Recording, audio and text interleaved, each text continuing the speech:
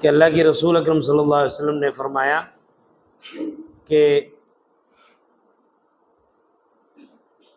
سبحان اللہ والحمد للہ ولا الہ الا اللہ واللہ اکبر، یہ کلمے اتنے افضل ہیں، اتنے پیارے ہیں کہ اللہ کے نبی صلی اللہ علیہ وسلم کو یہ کلمے ہر اس چیز سے محبوب ہیں، ہر اس چیز سے زیادہ پیارے ہیں جس چیز کے اوپر سورج کی روشنی پڑتی ہے، یعنی کہ جس چیز پر سورج نکلتا ہے۔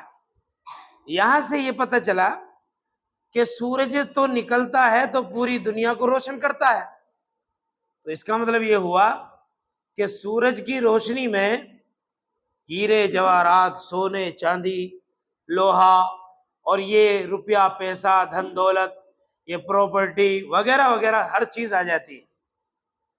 ان تمام چیزوں کے اوپر سورج پڑتا ہے، سورج کی روشنی پڑتی ہے۔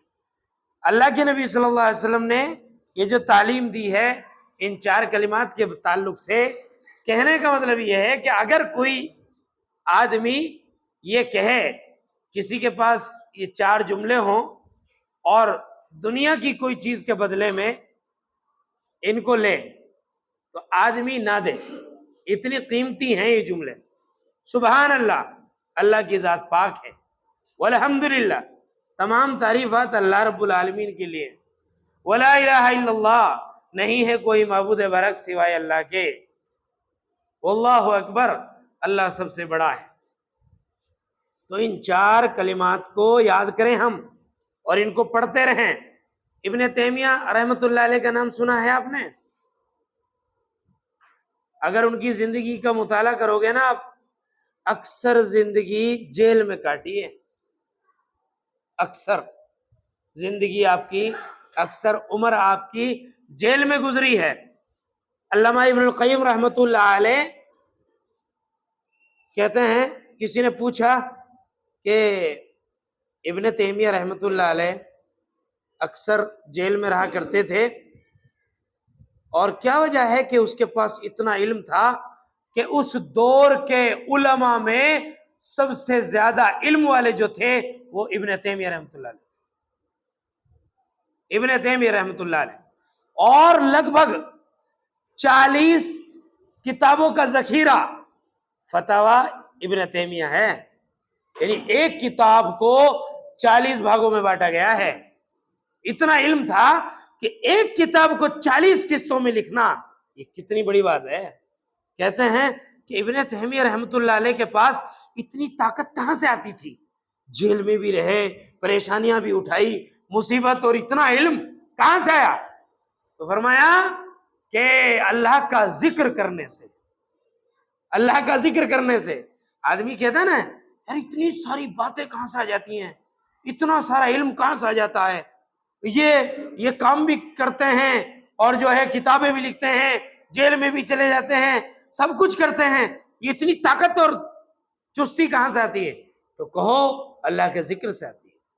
آدمی، آپ لوگ، ہم کام دھندے والے آدمی، تھکاوٹ ہو رہی ہے، اللہ کا ذکر کرو، آپ کی تھکاوٹ دور ہو جائے گی۔ آپ نے کبھی آزمایا ہوگا، مزدور طبقے کے جو ہمارے حضرات ہیں وہ کام کرتے ہیں، بیلداری کا کر رہے ہیں، کاریگری کا کر رہے ہیں، کچھ بھی کر رہے ہیں، وہ ظہر کا ٹائم ہوا، کام چھوڑا، انہوں نے نماز پڑھ لی، میں کہہ رہا ہوں نماز کے بعد وہ ایسے ہو جاتا ہے جیسے میں نے کام ہی نہیں کرا۔ دیکھو آپ آزماؤ، آپ پھر عصر کی نماز پڑھی، آدمی بالکل فریش ہو جاتا ہے، مغرب کی نماز پڑھی پھر فریش ہو جاتا ہے۔